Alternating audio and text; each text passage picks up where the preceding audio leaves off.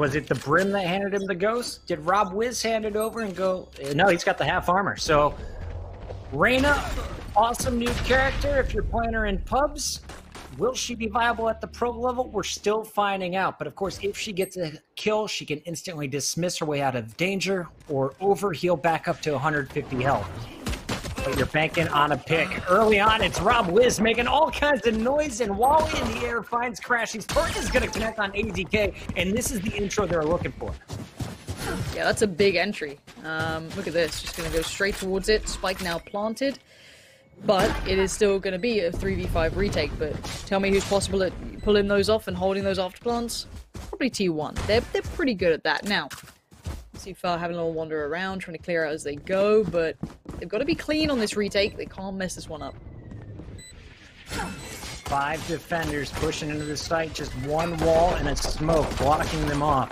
And Skadoodle is going to get pushed by Nicholas, who runs right through Brax's grenade. Foe is going to find Brax, and now Food.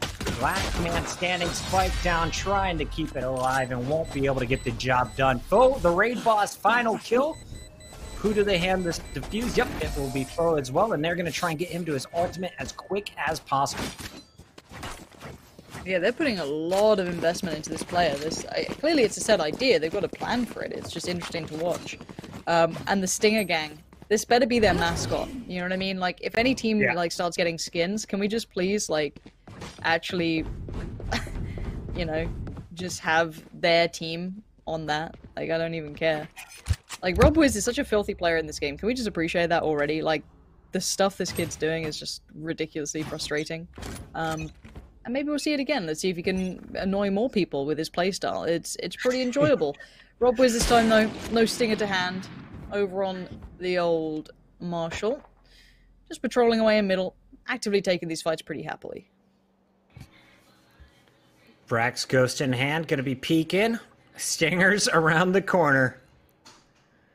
And I feel like you know at this point. You've seen it probably in map 1. Wasn't the first time seeing it in round 2, or map 2, I assume. And Nicholas is just holding the far corner. The Cypher can peek after the action is called out, and there is the trade. Nice job as Food is just going to get dropped. I thought we were going to see more pushing through, but the Molly is going to stall out all of the action. Great stuff from defense, and the peek a little aggressive. AZK is going to punish T1 for lots of time, but without a spike. What do you do in the next 48 seconds? Pray for crashies is what you're doing. You fingers crossed, hoping for the best. But it looks like someone's already had the idea that might be happening, but they got to go at the same time. Rob Wiz, you know, I guess you can use a Marshall like a shotgun. Why not? This team. Oh, Rob, you're a dirty player. Dirty player. He's so swift. You hate to see it, but it's fun. And crashies, I mean, the problem is, like, obviously the element of surprise has been lost. Expects a repeat, but these guys play a cheesy game, and I like to see it. Good attempt by Crashies. Smart to use the camera above. Peek around the corner. Doesn't get anything out of it, and of course, decisions are going to be made. What is the decision this time around? They didn't commit on all Stingers. They put Rob Wiz on the Marshall, and they kept the Ghost. What is the buy here from Torque? Nothing? I just saw someone. Well, Sabrosa just said, how fast did Rob Wiz lock in Jet is the real question. As a nice little meme. Literally 2 seconds later, chat's just like, well, how fast did Wardell do it? Like, chat's keeping people humble, man. They're out there. They're really out there. Careful. Rob Wiz still up on this. You got to feel like this is going to be the Phantom round, right? It's got to be the full buy. If you're a traditional player, you've played Counter-Strike for years, you don't want to die to a Stinger. You want to play a nice, you know, execute towards A. You hold your default, you clear your angles, and you get that nice execution towards that A site, and it all feels right in the world. However, sometimes we've seen weird stuff happen, like this, and it somehow works. Now, this time it shouldn't. Again, this is the round. I hate to keep telling you guys this, but I'm going to do it, where T1 have the better purchase, of course, no matter what you do in this scenario with the way the economy's gone, so they should win this round unless Code7 do something a little different, a little weird, a little wonderful, and sometimes that's exciting. Pansy, I've learned never be afraid to teach the people that'll be in your games later. Okay? Just because I know Twitch chat is in my lobby every time I log on. Let's go, though. Rob Wiz sniping god. Show us what you've been doing your whole career. COD 4 came out like a decade ago, and Robin's gonna get dropped. Brax, though, pulling out 2, and Crashings for T1 is gonna connect again. So it's just 2 defenders left. Foe on the Reyna can overheal. And Torque from CT keeping a nice angle. Spike still not planted. T1. Well, they should have this one. Just Torque to beat with Reyna out of the game. We're going to see this spike planted any moment. All the cages are going to block any opportunity from Torque. And do you go for it at this point? You got $1,000 in the armor. You might as He's well. going. You might as well Let's try do and it. do something with it. There's guns on the floor. Try and grab one, make a play. I guess with that self-heal, you can definitely make something out of it. Now, does pick up a stinger, which is rough, but where are the There's no post-plant help on positions? either of these Okay, players. double stack on short, though. This is really hard to dismantle cleanly. You fought well. Oh, no. Okay, he's going to expect long. He doesn't expect short. Well played from Brax. Keeping it calm, not letting it go away, but let's also remember, this was a low investment from Code7. And they took 4 full rifles away from T1. So money-wise, it's not that bad. Torque with an opportunity there. My screen's a little bit grainy, so couldn't make it out fully, but I just realized at the end, both of those players less than 10 HP. So single stinger bullet, as you saw through the wall, picked up 1 and had an opportunity to flick it over to Brax. Forced to make some action on the spike, and it is 2-1 T1. This is where they can start some momentum. They can start rolling you. You got to beat them in the gun round, and we'll see if they can get it done. Nicholas, aggressive push up through long is going to punish Crashies, and Rob Wiz finds Brax. So already 2 T1 members down. You do not have a resurrect. 3 versus 5 from here on out. Skadoodle's got to deliver something pretty tasty here if they want to get away with walking into B like that. I don't think they can. They have no information on the map now. When you're 3 players against 5, God, that's going to be tough. Everyone just holding their sights. Once again, B bomb site locked down by just Cypher equipment. No one needing to play it. As T1 is going to try and stack up and make their push together. I was looking at the utility. We've got basically everything available. And here we go. Food. Entryman. Checking every corner. Hasn't seen Nicholas yet. Nicholas has heard it, and here's the fight. Nicholas takes down Food. Brim v Brim action. Everything going in favor of Foe on the flank. And now we're going to see just Skadoodle left. And not for long. Okay, 4 alive. A lot of guns still in play here. The economy's looking pretty nice for Code7. Now, for T1, of course, this is going to be eco territory.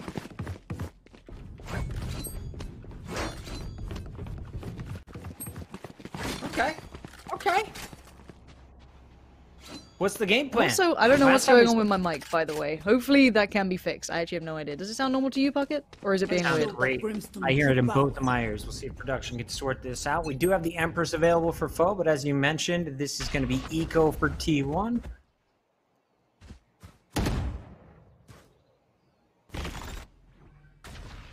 And I'm looking across. Is it ever worth investing the ultimates in an eco round? We've seen it from Jess Honestly, before. Makes sense to do a raise, maybe even a rolling thunder on a single site spike down. I Or do you don't just know. take the I loss? think there's a world in which it could work. I just don't know if people can pull it off yet. Oh, Rob Wiz is in all kinds of trouble. He needs Fud to help him out. Apparently not. Rob Wiz is fine. I lied. He's got teammates. He's got buddies. He's got backup. He's got his life for now. And for the last 2 Crashies and AZK, they're pretty far away and paying, not on the quick rotation. Because we're going to find Crashies and, yeah, shut down. Big economy wins coming out here for Code7. A buy should be able to come out at least now for T1, but shaky stuff. Just BRB, $100 turning my left AC over off. for Skadoodle as he's able to pick up the operator and full armor. Everyone else half buy on the armor. Sticking with 2 vandals. Or sorry, just 1 vandal and 3 phantoms once again. Everyone's switching up their ARs these days. I always love to keep track. T1 and Brax specifically has been a phantom fan for as long as I can remember. And defense is going to get a little aggro here. Nicholas was pushing up long A previously with Torque. Now the duo, they came from Overwatch together, reunited in Valorant. I love to see it as these guys play different. I'm back. Welcome home. Thanks, It's bud. time. T1. Oh, hey, Nicholas. Make some decision. Oh, Nicholas with the mid-aggression. That's a little bit unfortunate. Again, throwing curveballs. You've got Sage backing him up by middle, so they can't pinch him too easily. He can be a nuisance. Uh-oh, that's going to burn, though. That's going to hurt. Can he make it out of this alive? No. Skadoodle with the operator, and more importantly, the spike. Still sitting mid. You got 3 players back here, and Rob Wiz is going hunting. There's a nice right click. How about some more? The knives are floating out. Their food, though, on the other end did damage with the Phantom, and Skadoodle is going to end Rob Wiz's run. So Foe, who is 8-1 at the start of this round, trying to be the hero, now in a 1 versus 3 after that res. And he hears it.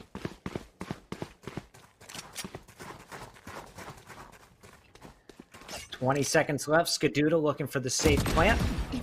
Challenge locked by Brax. Foe continues to move. Empress available as well here, so if he decides to pop, invisible teleport, and here he goes. Pops the ultimate, and Skadoodle says, "Thanks, buddy. Heard you coming. We'll see you later." Okay, I'm just going to quickly restart my browser, so you can take this one as well, and I'll be right back. All right, we are fixing Pansy, but you're stuck with me. 4-2, taking a look at some of the numbers. 7-2 from Rob Wiz. Foe, 9-2 after that last death. On the other side, pretty rough start here for T1. Alright, I'm back with you. You were so fast. Here. Before the round even begins. That was less than 20 seconds. Let's get it going. Skadoodle with the op through the doors. You won't get aggro, Ska. Smoke's down. I dare you. No one on the other Double stack side, on short. unfortunately. Kind of like that. Double stack on short, yeah. Aggression from the defensive side, perfect. Gets the pick, backs away, can kind of, you know, just fall off this and then rotate around the map, trying to apply pressure everywhere. Use that AWP in several positions is always nice, kind of staying fluid, staying, you know, around the map itself is a big credit towards operator players. Gonna show them how it's done, though. Don't peek into me. That's a brave bit of play coming in. So already B looking a little bit vulnerable. This is going to get quite tricky to hold here. Let's see if they go for that hit on towards it. Got it with another hard lane being watched, but the smokes are going to cause a little bit of chaos. Making sure the flank isn't coming through. Brax is pushed up on A, so he's got that watched. A little bit of fear of someone pushing through C, but you got the Cypher tripwire still up to let you know. So now pushing into the B bomb site, rotating this one through to A. After walling up, they know their flank is watched. Good smoke coverage, and Brax was able to sneak all the way through. But does he know they came through on the back end? How? That one A long? That's so weird. Oh, Brax desperately wants to get this one dealt with quickly. A waste of the ult. He's in danger now. He's in all kinds of trouble, but Brax is so good with his aim. He can lean on that when everything else goes wrong, but this just suddenly got very dangerous. ADK holding down Heaven. Pan, well, tough, buddy. From a 3v5 to now a 2v2. Spike planted as well, and you have your Brim ult to defend this. This is great for T1. It should be theirs, yep. Ult and Spike. Trying to hear if they have enough time on it. I think they still could get a defuse if they do it quickly, but Brax on the prowl. He's going to play this so well. I don't think they're going to get away with this one. No, they're not. Well played in the end. Do they keep the guns? I don't know. I think Brax might be dead. He is, but a well played out round for T1. Again, this is T1 having to step up a bit too, right? This is T1 again. This is their answer. 2 rounds in a row now. They can start to stabilize a little bit, but not a lot. I mean, look, the money's still a little bit hit and miss. Crashies. 1 and 7.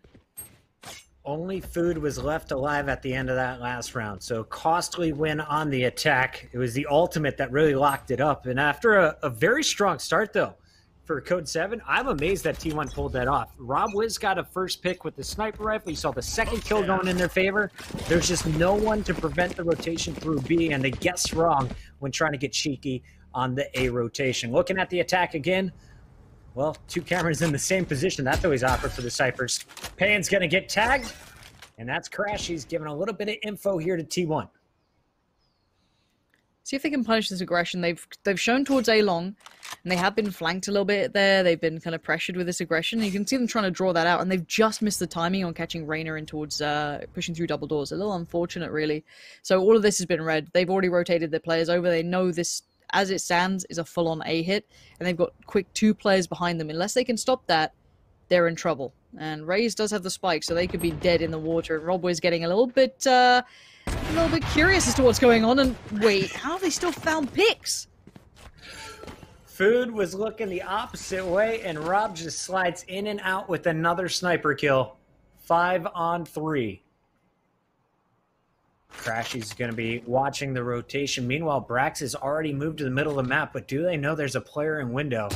That's Nicholas. He's always lurking. He is always pushed up further than you expect him. And here he comes. Potential pinch from Nicholas. Brax still not committing anywhere. 15 seconds left. Save opportunity. Nicholas going to try and punish. One, got to expect a crossfire here somewhere. Yeah, nicely read by Nicholas. Crashy's going to try and keep hold of his. He might be in luck. Nicely done. Ooh. Feed the machine. Oh, nice. The dink, but not the kill. He survived. He survived. Bruh. Okay. All right, a little bit of love from the Valorant gods for Crashies, but it's just him and Skadoodle. Okay, AZK will buy up down to $100. Food won't be able to do it. Brax probably just going to save for the next round, and as I say that, he is going to go full armor and the pistol. I mean, that round did cost, at the end, Rob was the operator, so they did lose out a bit, money-wise, Code7. But this is a way closer game, by the way. Like, keep your eyes on that score. 5-3 is pretty good. If it extends, then obviously that's a big statement. It looks like, you know, T1 aren't out of options. They're just being read very well. A triple stack on C long? Like, what are these plays, Puckett? What are they doing? Getting weird. At least they're not doing it with stingers now. Okay, let's go, Nicholas. He's just going to be hanging back. It looks like Foe might be the first one into action. Rob Wiz sitting in his own smoke. And here we go. 3 players on the other side of the door. If Rob gets 2 here, it's a huge win. Oh, God. Oh, God, I saw more. I saw more happening then. They were going for the contact hit. That was always dangerous. Crashies now. Crashies, no. That's the time you miss your shot. This guy's been so on point the entire time, but now there's a retake potential. AZK trying to take back some territory elsewhere. Skadoodle has to step up. That is such a big shot from him, but still there's an answer. This is not without answers on both sides. Give him a pixel and Scott will turn it into an elimination. That's 2, looking for a 3rd, and Foe holds strong. Foe, of course, surviving the initial fight with Crashies. Bullet just straight to the right, gets the punish, and will end up with 3 and an op. 14 and 4, showing you that Reyna definitely can't be played. I mean, he looks fantastic with it. You kind of have 2 very mobile characters that you can use, or agents, should I say, with Jet and Reyna there. It's very impressive to see being played well, and I think it's a good lineup. I'd still love to see maybe an Omen every now and then. I'm still an Omen fan, but you know it's how it goes. But 6-3, commendable scoreline so far. A little bit more competitive than the last one because the rounds obviously that are 3 that are with T1 were in 4-buy rounds. Now we do see it insta ceiling, and they're just facing above the smoke. Again, there's so many little, like, not cheesy, but, like, quirky things that Code7 keep trying, and it's very commendable. I think it's nice to see some unique takes on the same set plays. Nicholas on the Brimstone is going to be watching Long C, boosted up, of course, by his longtime duo in Torque. And they're going to hear a little bit of action potentially through the middle. Foe with an Empress ready to rock again. The Reyna ult devastating as you can go on a clutch. Instead, though, if headshot is going to land, the Sheriff shuts down the ulted Reyna. I guess ult's still available. And now we have 3 pushing through Garage. And now this one is a hell of a pistol round for T1. Another headshot from Crashies. Can't get to the AR in time. And the Jet has popped the ult. Here comes Rob Wiz. Rob's just got moves. The man's just... Where did those go, Rob? You hit the floating classic right click, but you missed that one? I love watching his jet, though. Eagle-eyed. Payne trying to clutch. Man. This round has been filled with some weird stuff already, and I'll explain why. But Payne with the fake, gonna draw out one. That's Crashy's gone. But doesn't expect to find... Oh my god, in the open is Brax with the one potential shot. This is... Oh! Payne, well played. Very well played. Brax almost clutches out, but let's kind of throw our minds back to what happened that round. The 1D. Perfect coming out from Brax. And then you switch over and you see the worst timing possible for Nicholas, like in his little iPad on his arm, like what the hell is going on? 4 people emerge through just connector, like, alright, well, I've just been, you know, pure Valorant timing. Rob Wiz with the most hilarious use of his ultimate is just like, you know, a cacophony of errors. This goes here. What a interesting round. At the end of it all, Payne bails them out. And we'll see the defense holding strong. Code7 in control after your first 10 rounds. It is 7-3. And we talked, is it attacking favored? Is it defending favored? Well, this is a very strong showing from the defense already. Can you layer on 2 more? That's the question. Looking at the attack, looking for some info. Nicholas in the brim-on-brim action takes down Food. No res up quite yet for Skadoodle. And Seasight is going to rotate out clearly. They want to look for a little bit of middle-of-the-map presence. They love to flank. Nicholas and the Reyna always on the move. Keep your eyes on foe. Good positioning. They don't have any info right now for the defenders. This is pure feeling. See if they get gifted anything. Last time Skadoodle outdid Rob Wiz on that peak. He's not going to go back for that. At least I hope he isn't.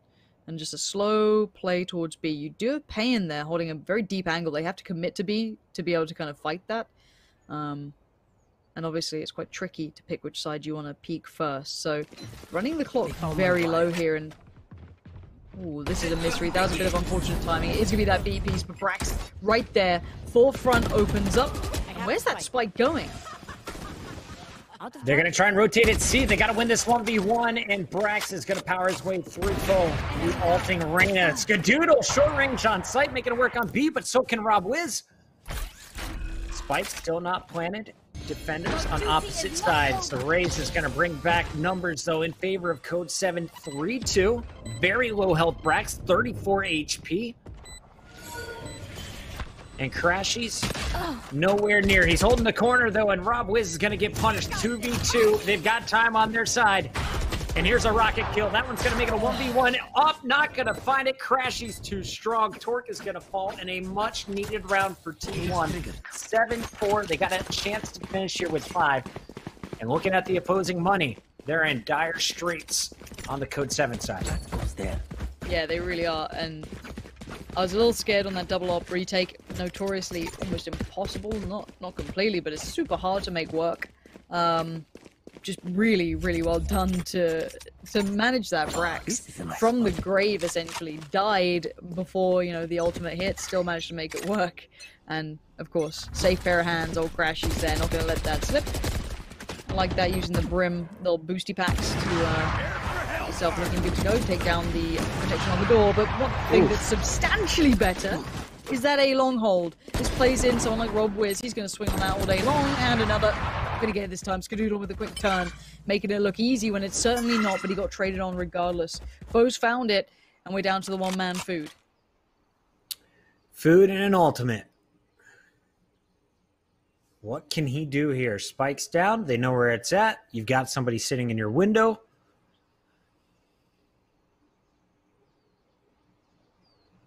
And Food is going to go on the lurk here. Around the corner is Payne, who's been keeping eyes on middle.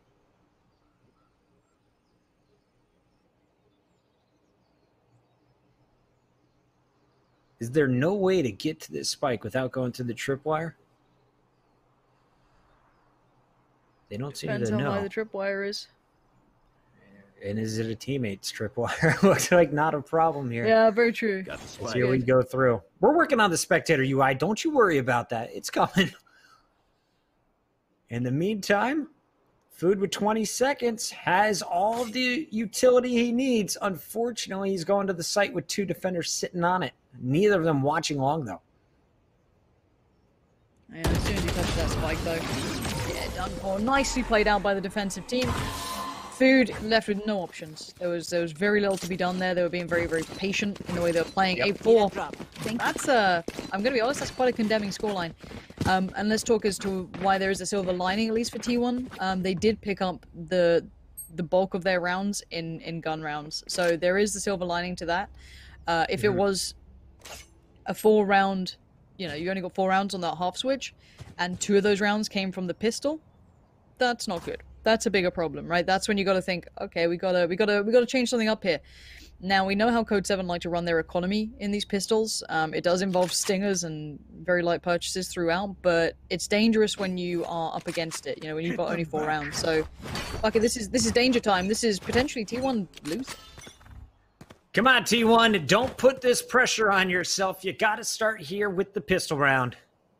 Historically, not one of the best teams when it comes to the pistol battles, but here they go. Brax posted up on the left side is not going to show himself on the raise. You've got the breach. Food, first one to spot this. Brax is going to bait, and there's the rotation through CT, but Foe and Rob Wiz find 2 of the first 3 kills. Yeah, Sightstorm's theirs though. Skadoodle's right there. Foe's so good at this, by the way. Like, Foe, you know how I say, like, AZK crashes, these are the players to look at? Foe's one of those as well. He finds a big kill. The Food's outdone him this time. Talk left in a 1v2. Gets 1, but the other stays alive with 18 HP. And by the skin of their teeth, by 18 HP's worth, T1 stay alive here, 8-5. Honestly, this is just so cool for a player like Foe as well. You've played in all these tournaments, but this is probably the most viewers we've had on you. Over 20,000 people watching the Valorant Showdown from T1 and Nerd Street Gamers. This is just group stages. It's just day 1, and we are showcasing you some of the best talent in North America. The Reyna coming out, dropping 21-7 through our first 13 rounds. Rob Wiz, 15-9, has impressed on the Jet. But T1, one of the best fundamentally sound teams, is just running into issues this game. I can't put my finger on it. Is it 1v1 battles? Is it the weird strats coming out? What is happening here? I think it's all of it, honestly. I think it's a combination of playing against people you're not used to playing against stylistically. Let's remember, stylistic mismatches do happen, especially in search and destroy style games. But you still have incredible individuals. Now this is obviously a slight purchase from the defensive side up against a very light purchase from the attackers. So we can kind of discuss bigger picture here, just in case you're worried we're missing the action. We're not. Brax is doing just fine. Farming the money, keeping it looking safe, locking it down. 8-6, we're back knocking at the door, right? This is the gateway. This is the entry point. But this is the buy.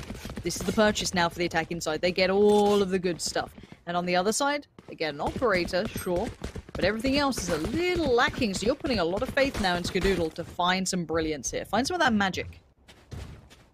They've been spreading around the kills as well, so no one on an ultimate for T1 at this point. AZK, 2 away from getting his Rolling Thunder. Of course, we've got 2 away for Brax as well on the Showstopper, aka the big rocket from your raise.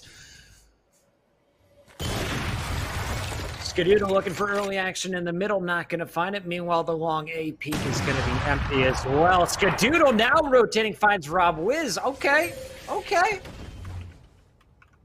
Staying active.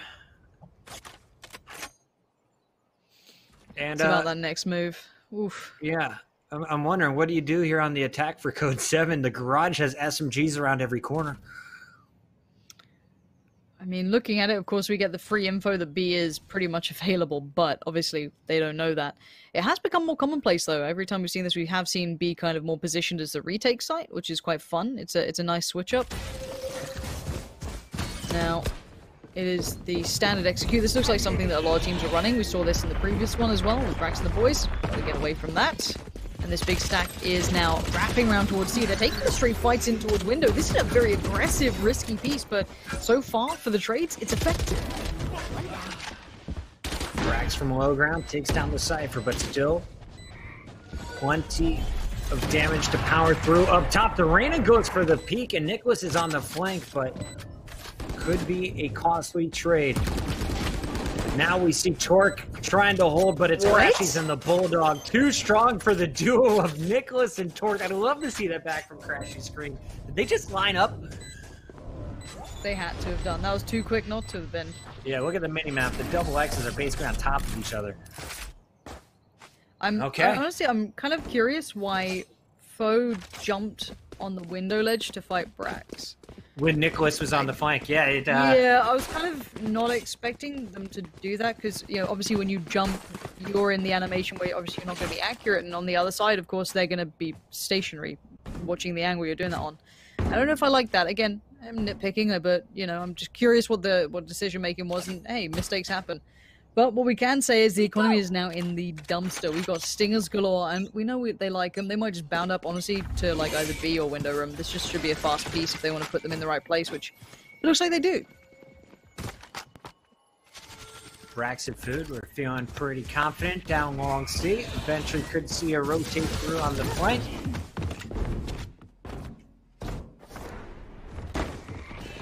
And here we go. Are they going to plan on B? That is the plan. Spike down. How do you defend it? You got the wall off over on the B side. Front, though, you have to assume somebody's in the window at all times. 21 seconds worth of cloud burst from Rob Wiz, down to just one left. And he's going to let it go.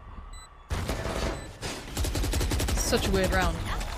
Brax gets one for complete free. Payan's gone down, nades come in. They have full utility to do this, so you've got to expect surely this retake is effective. Those stingers can't succeed. And Nicholas does have his ult. If he has time to put it down, maybe there's a bit of a threat here. Not going to happen. AZK is going to find him. And, he was so close to getting that ult down and saving the round. Instead, it gets popped as the retake. Very aggressive. They push it out, make sure they lock it up. T1, what was it, 8-4 at the half? We looking at 8-8? Something like that. Mm-hmm. Even game, 4 baby. rounds in a row. Let's go, T1. T1 have definitely turned up here. Better. And I'm not just a T1 fan. I have predictions against the other casters on the line here, guys. I can't be this far off already. Cloud9 getting bodied unexpected. All of these teams in our brackets having a tough time in the early group play. T1 getting taken the distance from Code7, who had the low rank of the group. Skadoodle with the first pick on Rob. Instant res is going to come through safely behind the wall, but that is now a Sage wall gone. And of course, Rob is going to be without armor the rest of the round. I just need to see, it feels like Code7 haven't had any success on their site hits. We haven't seen that many, we've seen fast plants, we've kind of seen, you know, spike site rushes, but we haven't seen kind of like a well-executed piece. I'd really like to see them kind of fall into more of a standardized execution. Maybe there's a reason they're not running them as much. They're kind of going for those crazy quick plays, which I get it. I mean, if that suits your playstyle, do it. This B-take could, again, get them a successful potential plant, but it's those post plants they've been losing, and now there's a lot of ultimates against them too, so it gets even harder at this point. I love it. Chat's just catching up on the Brimstone ult moment. This round still burning down. 42 seconds left for Code7 on the attack here. It looks like they are eyeing the A site. 2 players pushing down long, 2 pushing up through sewers, as the Cypher in the middle of the map will be watching the rotations, of course. Tripwire down. Here comes the ult. And the Cypher Cage is going to make this tough. Brim ult from Food. Open up the sky. Available just as he hears the spike. He is going to let it rip, and that could take down the Sage. She backs out just in time and survives it. Nice trades coming back in. Wait, what? How did Foe just kill nutty. back? He fell to his death. Okay, let's go. Foe's still popping off as well. This could be huge. Torque's going to find AZK. This is the post plan that we wanted. This is the hold they need, but who's against him? It's the Brim. Brim in the 1v3 going to try and play it back in, but Food is found. That was chaotic as anything. And, wow, I didn't see it in the... I didn't know how, like, in the kill feed it would show like that, but damn.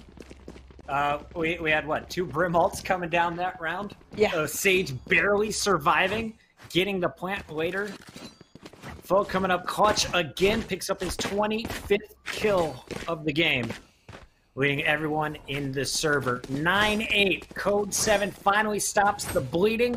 Can they turn it into back-to-back round wins?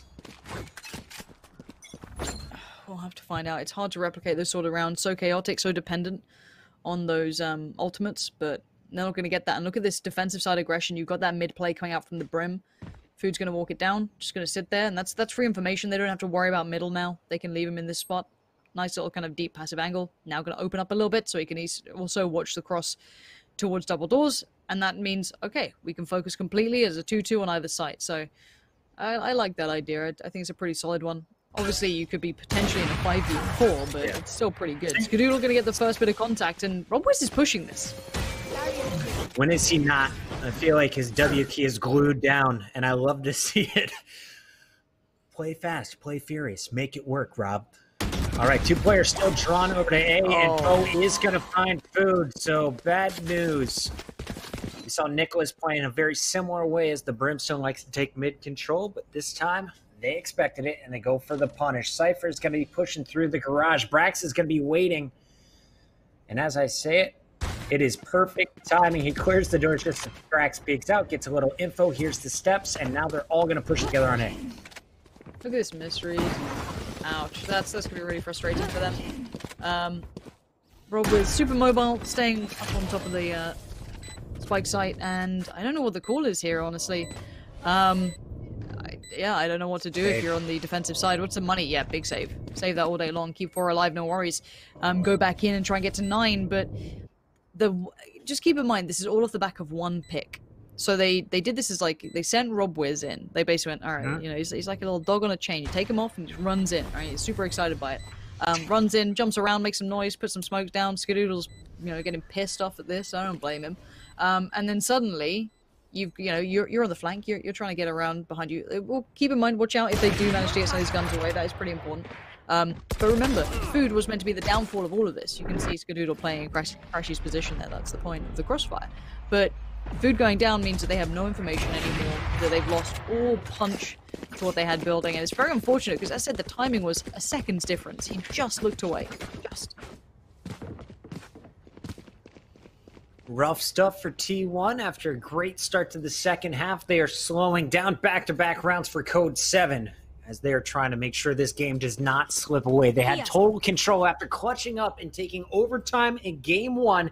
It was T1 with a convincing comeback on Ascent before setting up this clutch Game 3. Code7, 3 rounds away. T1 needs to win 5. Okay, defensive-sided aggression, but you can see the cages there. They're going to try and go through the motions of this. It does mean they get to push up a nice... Oh, no. Cage triggered. I thought Crashy's position was nice, but how do they read this? RobWiz is caught unawares, pops the ult awkwardly, and now it's all falling apart. Food, maybe feeling guilty for that last round performance, trying to make up for it, and then some. Very well played. And he's got his ult back, so another Brimstone ultimate. If you hear any bomb planning, just call that down. Minimum, you're going to stall them out. And with 4 players left alive, we'll see what Code7 decides to do with their remaining 3. Defense spread out around the map. This 3-man hit should give them numbers wherever they go. It's going to be hard to make count, though. You might get a plant, but then holding it? I don't know. I do not know how they make this one count. They're all sitting pretty, at least full HP, you know, armor's looking pretty good. Here we go. Looks like Spike's going to try and go down. Yes, Skadoodle's going to say no on the cross. The man's so accurate, he's so crisp. Foe still standing, but 25 seconds. Spike to be planted, 3 players to find. That's an insurmountable task, as Brax confirms it. That one's comfy for them. Even with only 2 players alive, it felt like they were in control during that round, even during all that mayhem. And 10-9. Close game. It was Food, and I don't know if it was a mistake from RobWiz, just bad timing, but Food looked like he was running and gunning down those A sewers, able to get the first pop and then turn it into a second. And you got to remember, the first pick, that went back to Code7. They took down Crashies at long A.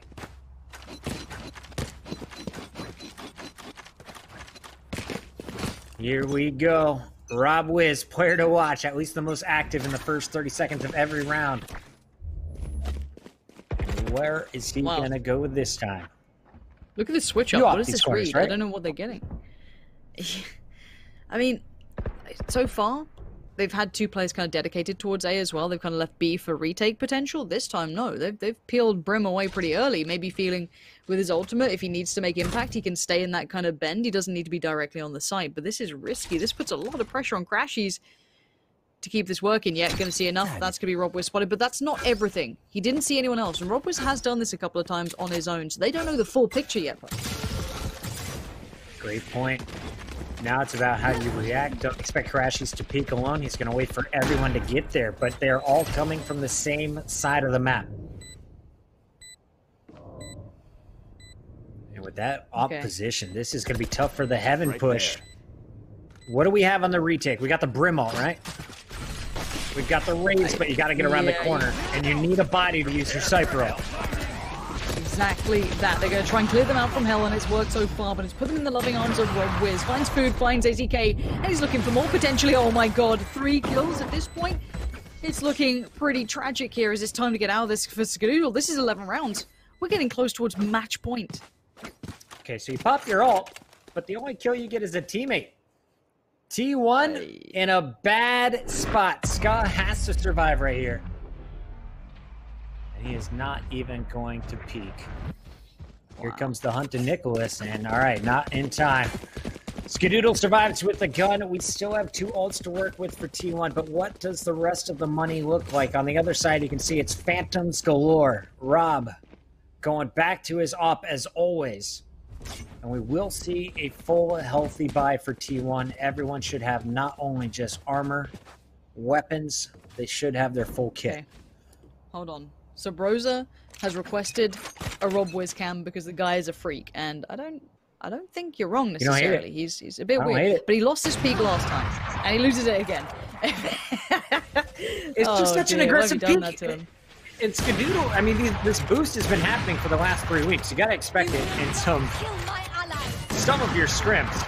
So Skadoodle catches him off guard. They do get the free resurrect, but we've seen this before, having to invest a lot early on down C.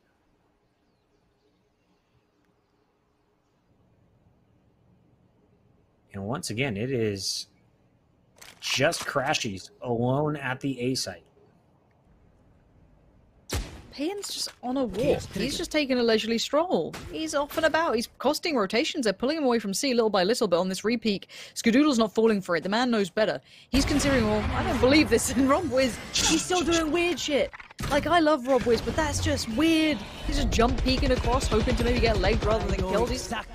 Alright, you know what? Let's move on. Crashies does find Payan too, but the flank didn't work out too well. AZK delivers an important one, but we're depending on Brax to be Brax. This time he does well, but not as good as he did before, but 8 HP. This isn't enough. I feel like the old Rocket, that's a Queen double Brax. I don't fault you as a Raze main. I think you played that one clean. And T1 comes out with a round win. Most importantly, Robwiz getting aggressive. Didn't work out, but it was really the first time we've seen him punished in a number of rounds. His aggression has been what has opened up sights for them. And last time around, you know, you saw Payan kind of doing the same thing. While everyone was going A, he was the player at Garage that got 2 players to stay at the C site. So it seems to be a set strat to have Payan be a little bit of a lurker, drawing players off site as they're committing on the attack. That one did not go in favor of Code7. Early action as that fault line is going to connect. No snipe for you, Rob. Oh, come on, food. What was just happening? Did they just get debated by Long? Oh, okay, so 3 players now. Quick pushing towards B. This is a big round, and Rob's had to pop the ult. Already getting tagged up. Brax is not falling for any of this. He's staying cool. He doesn't want to lose anything here. Because again, the spike has been planted, and they're going to focus on holding it from this B to A connector. Double peak, double loss. Robwiz, Foe, and Torque all going down. For those who watched the first game, I was told Code7 was in charge for most of it before T1 made the rally to force an overtime. Are we looking at that same thing? Code7, 11-11 now, after having an 8-4 lead at the half and control.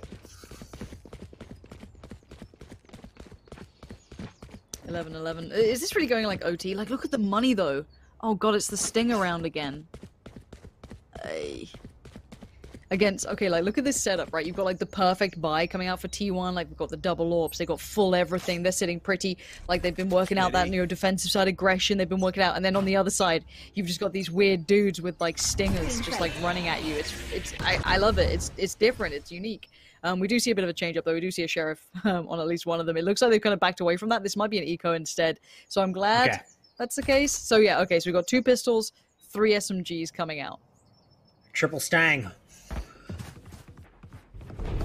And Rob Wiz is gonna let everyone know we're on the site. Here comes the ultimate from Food as the Brimstone ult is not gonna stop the spike plant. It gets down. Sage is gonna heal herself, not a problem. That's why you love having the Sage going for the plants. Post plant setup, let's take a look at it. AZK is gonna punish a peeking Rob Wiz who's just roaming around. Okay. And Brax now has an Keep angle. the Brimstone safe. AZK continues to pop with the snipe in T1. I don't think they can stop the Food. Okay, they just about got that down. Food's taken down Torque. Nicholas has stopped Food, but now... Oh no, that's a double. Oh no. Okay, Spike's ticking. Man, a stinger Skadoodle, I've just saved this. All right. That was messy. I totally lost track of the ultimate. I saw Food using his. Forgot that Nicholas is still on the map. He's got an ult. Picks up 2 with it. Gives him a small window, but there's still too much time. 4 seconds left before that spike was detonated. That's nuts. And they went kind of hunting Skadoodle after that plant.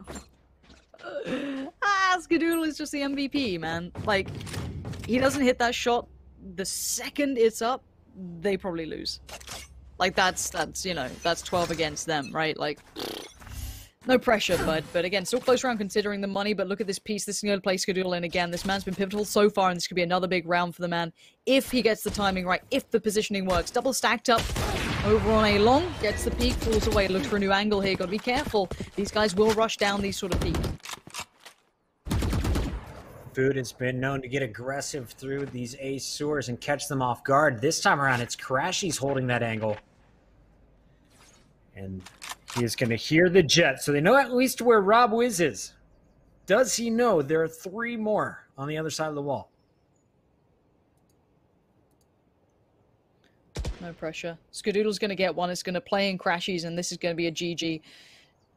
There it is. I just don't think you check this. And I might be wrong. Maybe there's a bit of pressure elsewhere. There's one. Let's see if it plays in. Yes, it does. Oh, dearie me. This is how it all falls apart. This is going to need something insane from an individual. And it's Crashies and Food stepping up in the moments they needed it the most. Pan, good luck. If you pull this one off, I will Venmo you $100 right now. 1 versus 5, and he's not even going to pull it off. Brax, Hetty, done. 13-11 T1 after being down huge at the half shows up so strong, showing you just the mental fortitude, the strength, the patience, the calm nerves. When I'm in that scenario, I panic, we lose the game. These guys, though, have been playing for decades, and they are used to the pressure. 28-15, can't highlight enough what Foe was doing on the attack. When it came to the defense, I believe he only got 8 kills the whole second half. On the other end, Brax started to heat up. Really nice snipes coming out of Skadoodle. And I feel like last time we watched the T1 Invitational, Skadoodle was not on with his op. Today, the man's back. Oh, he was absolutely nuts today. I mean, the thing with Skadoodle, he's not always like this super like flashy player. Like, he has those moments for sure. Like, but he's not like crazy, like looking for these insane picks everywhere, getting super aggressive or hyper aggressive. No, he plays that balance really well. Like, you think about that clutch he had on that spike plant. Just the timing couldn't have been more perfect. If he didn't hit that shot, I feel as though that was done for. You'd be too tilted to play it out. But again, let's take stock of what this is. That's T1, arguably one of the best in NA right now. People, put them up there with TSM, whomever else. Like, they're one of the best up there, being pushed to their limits by a team that most people haven't really heard of or known too much about yet. They've been playing in all the open tournaments, grinding it out. But credit to them for pushing it that far. That's good things. I want to see the best out of T1, and if it takes that to get there, more power to him. Code7 always known to be able to give a run for the money for any of the top teams in NA. Well, now you're taking on arguably one of the best, if not the best. T1 holding strong, will improve now to 2-0 in the group. When it comes to map count, though, they're slightly behind 100 Thieves, and that match is still to come to decide who takes over the #1 position here in Group C. Pansy, I'm not sure. I think this might officially be it for us. Production, let us know if we got another interview or if we're hopping right into that 100 Thieves match. I'm going to be staying up for it. Chat, I'm pumped for it. Let us know who do you guys think is going to come out on top. 100 Thieves is coming your way when we come back. Shout out to WTF Moses. He'll be holding it down on the other side of this break.